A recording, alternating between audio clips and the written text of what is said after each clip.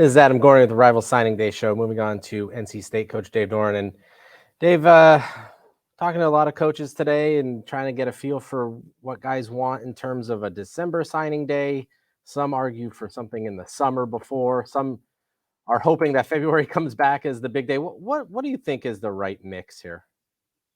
Yeah, well, I think with what happened this year with the transfer portal window being at the same time as bowl prep, at the same time as staff changes, same time as high school signings, it's just too much at once.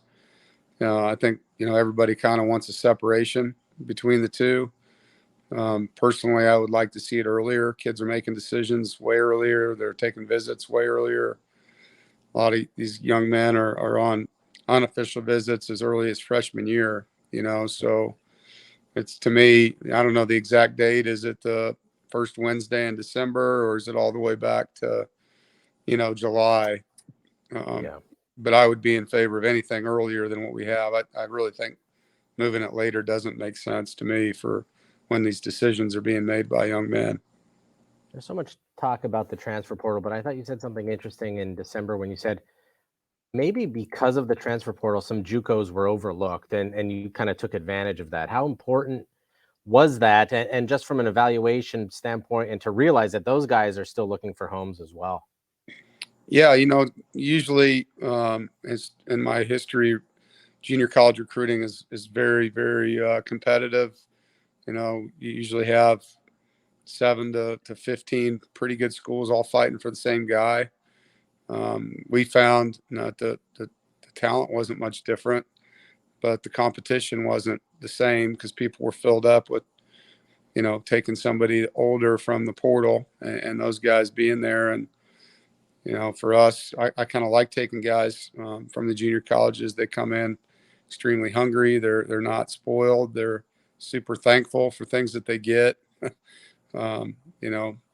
So I just think you get a different kind of guy sometimes that is really going to, not have the pampered lifestyle. They're going to work hard and be appreciative, and fits our DNA.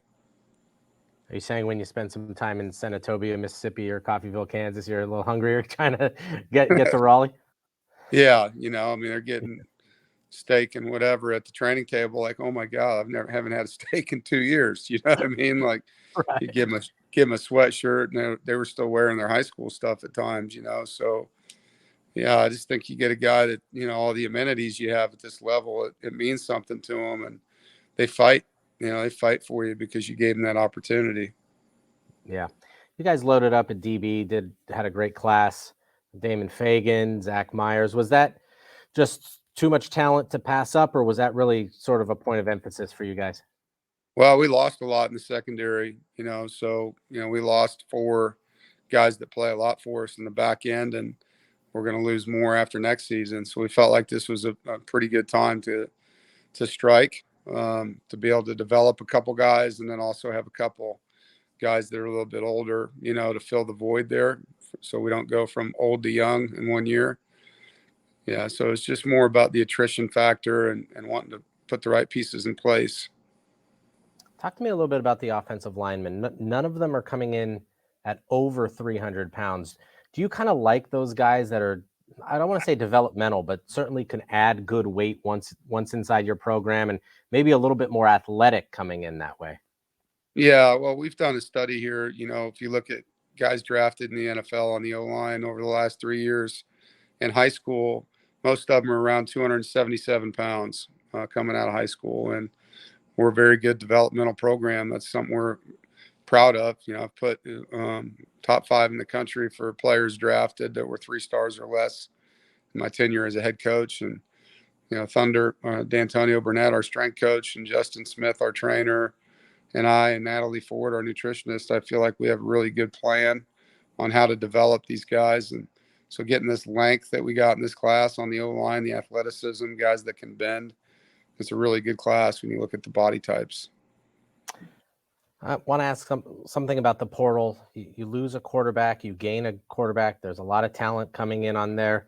How do you kind of balance that, and how important was it to get a QB out of there? Well, for us, numbers wise, we had to get one, so looking at. Kind of thought Devin was leaving when the season started. We thought he'd be going pro, so Right. we had a plan in place, to have our eyes out for somebody. Had nothing to do with not liking who we have back. We're super excited about MJ Morris and Ben Finley, two guys that have won games for us. But those are the only two guys that, have played in the college game on our campus. So, Lex Thomas, we know we're going to have to develop. So it was important to get another person in there to compete and play with. And Brennan, obviously fits what we're looking for. And him and Coach and I having that relationship prior made it, even sweeter to get that lined up that way. You've coached linebackers your whole life. A guy like Kelvion McBride with that length and the size, nearly 150 tackles in 2 years. Is that almost what you're looking for in your outside linebackers? Yeah, he played safety in high school too. He's a very versatile, athletic, rangy, versatile guy. He and Kamel Bonner are two guys that we're excited about, and they're guys we'll need to develop as well and put some pounds on. But they can run and they have length. Both of them are smart. So, excited about adding that, speed and length to that position. All right, that wraps it up. That is NC State coach Dave Doeren here with Adam Gorney for the Rival Signing Day show. Thanks for having me.